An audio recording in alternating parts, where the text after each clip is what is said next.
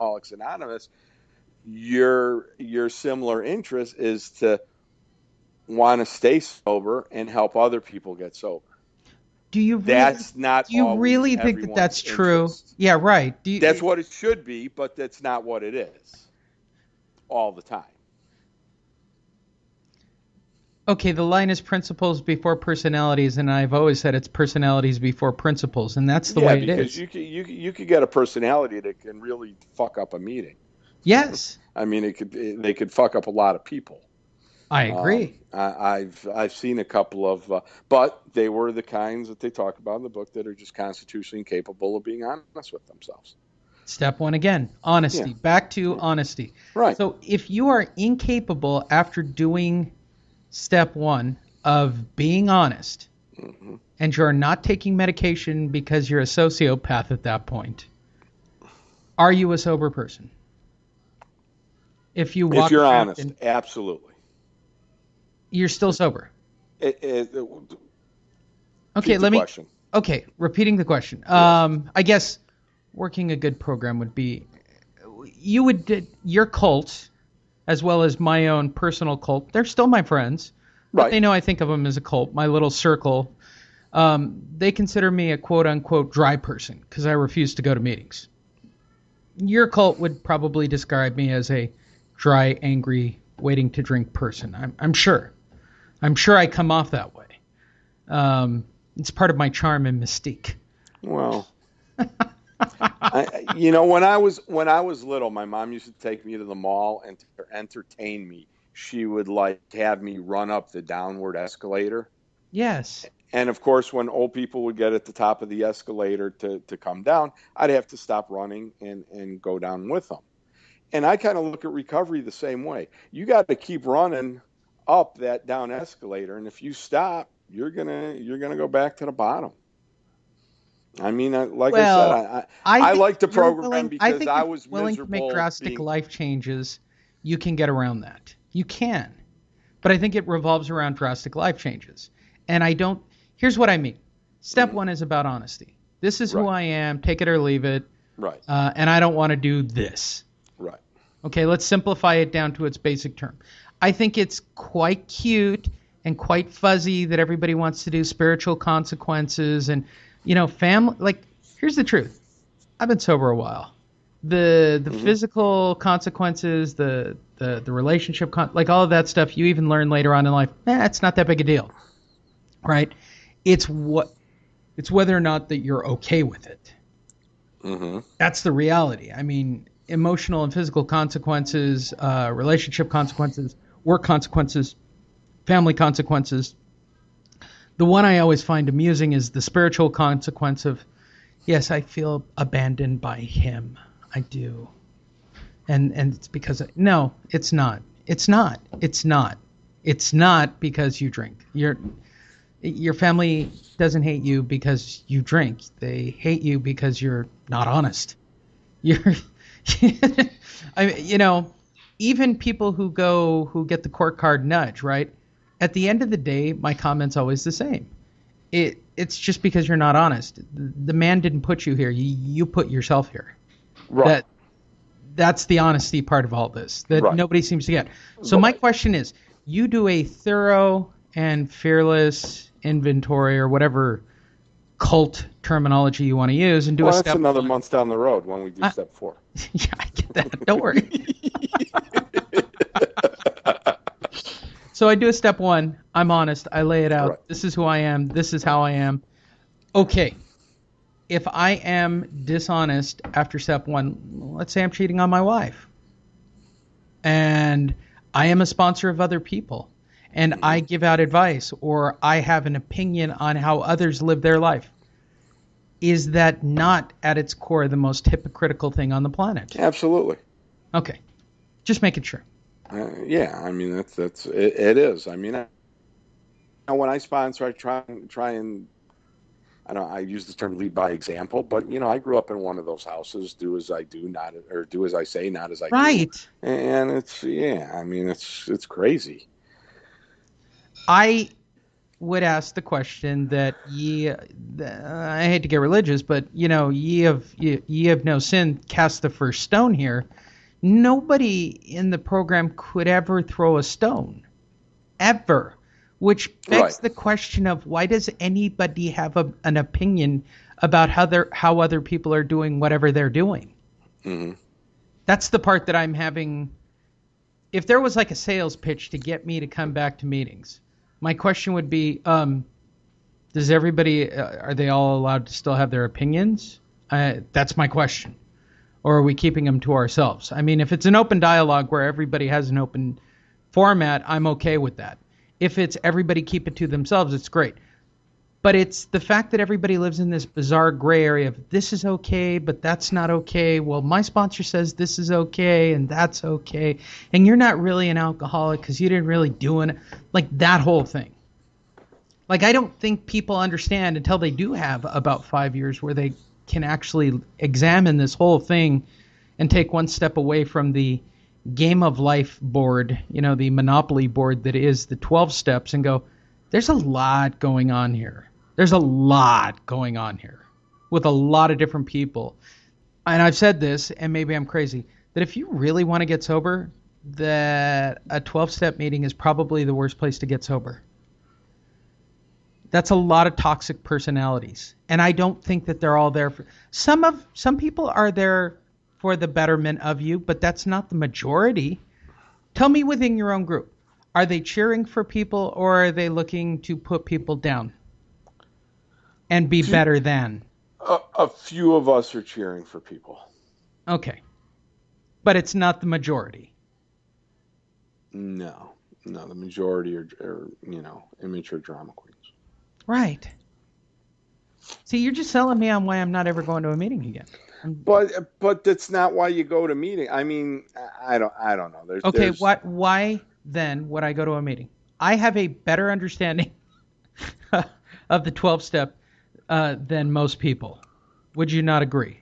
Yeah. Why do I go to meetings? I go to meetings to give it away. I'm looking for me. This is for you. Hey, the program's selfish, man. You have a lot to offer people. You can protect that newcomer from the people that give the program a bad name, that are hypocrites, that don't suggest.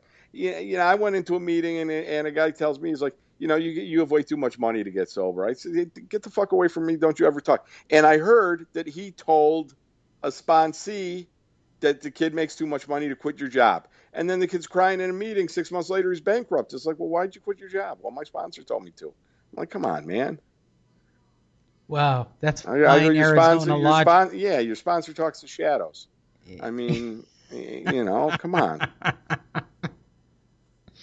Bounce it off somebody else. But I mean, there's certain meetings I go to work my first step, and those are usually old timer meetings, and there's not a lot of new people in it, and then there's meetings that I go to work my 12 step. Okay. So let's go through this one last time for everybody. So when you're outlining your step one, it's important to get the emotional consequences, physical consequences. I begrudgingly say the word spiritual consequences, but people don't live in a rational world with me, so go ahead.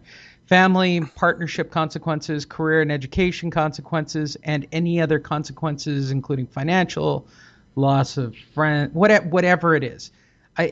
You've got to be as...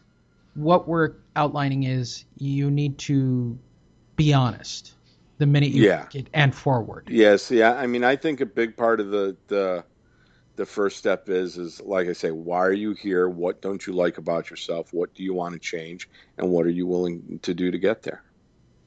And for those of you who think you've done a good first step, I would challenge you, those listening to the show. It's not that I don't believe that you're working a good program. In fact, no, you're not working a good program. Ian probably, on the other hand, probably thinks you're working a good program, and he's your cheerleader. I'm not. Well, the program's a Rubik's Cube. There's millions of combinations with one solution. Wouldn't it be refreshing just to watch somebody walk into a meeting, raise their hand to share, and go, I hurt? I mean, just get it down to its core level and be honest. That happens here in Arizona. One thing I'll say about Arizona is I would say only 90% of the people are there to save their face rather than their ass. And I'm That's like, even this morning, I got to look. I woke up early. I couldn't go back to sleep. I went to the gym for like 3 minutes. I couldn't focus on working out. I went to a 7 a.m. meeting, and I looked like crap. And somebody came up to me. They're like, "Dude, have you been up all night?" And I go, "No, uh-uh." I'm like, "I got up about an hour ago. I haven't showered yet. I went to the gym and came here for a cup of coffee." Now, were they doing that because they're being emotionally supportive, or they're hoping that you fall on your face? Based on the person, based on your gut reaction on how it I went would down. say out of the 4 people that walked up to me, it was 50-50. See, that's terrible. Of course it is. And by the way, if that happened to me where I showed up to shovel, like my friends generally have the same kind of opinion on me. It's like, and these are like legit Right. friends who know me well enough to know. I'm like, yeah, you don't look so good. Yeah. And half of them are happy about it, and half of them are trying to make Yeah. sure that I'm okay. Yeah, but I stopped caring what people thought of me years ago, in the rooms anyway. Well, yeah, well, that's a whole secret after the 12 steps are done. All right, any You're right. remarkably amazing words that will make people want to do a first step? No, that's that's the most personal thing you could decide for yourself if you're going to jump into this deal. If you've realized that your life is unmanageable, because your life could be unmanageable for different reasons. I mean, my life was unmanageable way before I ever picked up a drink or a drug. Um, and you just gotta, like I say, you don't like who you are, you don't like how you feel, you want to change, you don't know how, but you're willing to go. You're willing to take suggestions and try and change for the better. All right, so as we do so often on this show, if you're new to this show, definitely go listen to Step Zero. It was our kickoff episode. Yes. I come off as completely awful. But the reason I bring that up for anybody who's made it this far going, hey, these guys aren't so bad. Yeah, I'm that bad. My words of wisdom for this week are to the newcomer. Hello, newcomer. I hope you find a sponsor, and I hope you go do your 90 meetings in 90 days. But you listening to this show that has maybe 1 or 2 weeks of sobriety, I'm going to let you in on a secret that no one's shared with you to this point. You're going to relapse before I do another show next week. So hopefully you keep yourself together and have really good medical plans in place. So when you go back to the hospital after blooding your knuckles a little more, you can catch up. We'll probably be on steps 5 or 6 by then. But hey, just, if it does work, send me an email and let me know that you've found a way to drink or use drugs without, any consequences. Oh, But so far, I that haven't would met be any. wonderful. Yeah, I haven't met I'd love anybody to. yet. I'd love to find that magic wand. Do you have any words of encouragements for newcomers or old comers? Yes, I do. Make Lee eat his words. If you feel like drinking tomorrow, just remember Lee's going to be laughing about it. I'm him. Yeah, I'm yeah. so You in. you guys just don't pick up in spite of yourselves, because whatever you're feeling, whether it's bad or even good or nothing, it's going to change. So if you feel like drinking, you just got to sit on your hands long enough, and that feeling will go away. And don't give Lee the satisfaction of being right. Sadly and statistically, I already know that I am. I know. 19 out of 20 anyway. 19 out of 20 at least. We will be back next week. We'll be consistent now. You had a step zero kind of jump off. Sign up. What you're seeing is Spreaker right now. It will be on iTunes this week. We've got enough episodes now. So just go on iTunes and type in Black White Recovery and sign up on iTunes, for goodness sakes. Make us new and noteworthy. Why don't you? I appreciate however many of you listened to the first episode. Hopefully when I send this out through all the channels, I read some of the comments on some of the chat rooms. It was a little painful that you guys, with less time than me, think so little of me. I'm trying not to laugh in your face. Um, but we will be back. I'll let you in on a secret. Next week, step 2. I know you're excited, right? So if you're doing your steps with us, as I told you, you should remember you want to do a